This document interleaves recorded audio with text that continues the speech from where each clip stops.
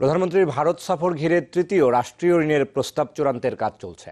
যদিও প্রস্তাবিত ২৬টি প্রকল্পের ১৩টি ঝুলছে সিদ্ধান্তহীনতায়, আর বাদ দেওয়া হয়েছে ৫টি। অর্থনীতিবিদরা বলছেন, ঋণের টাকা ছাড়ে দীর্ঘসূত্রিতা, সুদের হার সহ নানা কারণে ভারতের ঋণ দেশের অর্থনীতির উন্নয়নে তেমন ভূমিকা রাখতে পারছে না।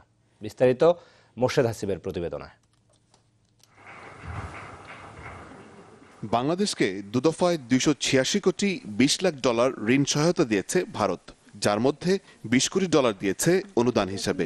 সেই ধারাবাহিকতায় এবার তৃতীয় দফার মতো ঋণ নিতে যাচ্ছে বাংলাদেশ। ধারণা করা হচ্ছে, প্রধানমন্ত্রীর আসন্ন ভারত সফরে এই ঋণ চুক্তি সই হবে।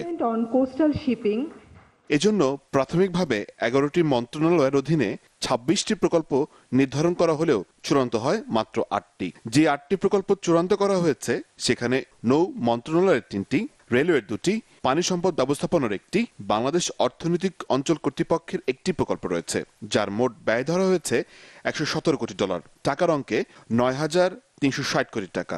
এছাড়াও বেসামরিক বিমান পরিবহনের জন্য একটি প্রকল্প রয়েছে, তবে তার ব্যয় এখনো চূড়ান্ত হয়নি। আর সিদ্ধান্তহীনতায় ঝুলছে ১৩টি প্রকল্প, একেবারে বাদ দেওয়া হয়েছে ৫টি। অর্থনীতিবিদদের মতে, এই সিদ্ধান্তহীনতার জন্য ঋণের টাকা ছাড় পাবার দীর্ঘসূত্রতা সহ রয়েছে নানা কারণ। $1 বিলিয়ন সেটাও তো এখন পর্যন্ত পুরো ব্যবহার হয় নাই। তো কাজে সেখানে কি বাধা বিপত্তি আছে বা কি বিঘ্ন আছে ইন্ডিয়ার তরফ থেকে বা আমাদের তরফ থেকে কি অসুবিধা আছে, সেই বিষয়গুলোর মনে হয় সুরাহা করা উচিত। অবশ্যই অতীত থেকে আমাদের কয়েকটি শিক্ষা নিতে হবে।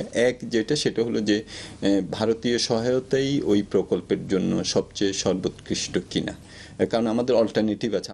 তবে তাদের পরামর্শ, দেশের উপকারে আসবে এমন প্রকল্পেই ঋণ নেওয়া উচিত। দেশের স্বার্থ যাতে সংরক্ষিত হয় এবং আমরা যারা এই ধরনের সমঝোতার মাধ্যমে আমরা যাতে আরও বেশি উপকৃত হতে পারি, সেই দিকটা আমাদের অত্যন্ত সজাগ থাকতে লাগবে।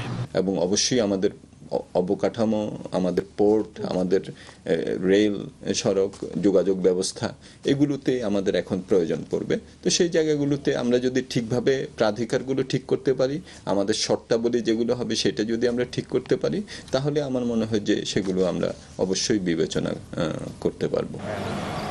এই ঋণের অর্থ অবকাঠামো খাতে বিনিয়োগ হলে তা থেকে বাংলাদেশ ভারত উভয়ই লাভবান হবে। তার থেকে আমার মনে হয় মোর্শেদ হাসিব, চ্যানেল 24, ঢাকা।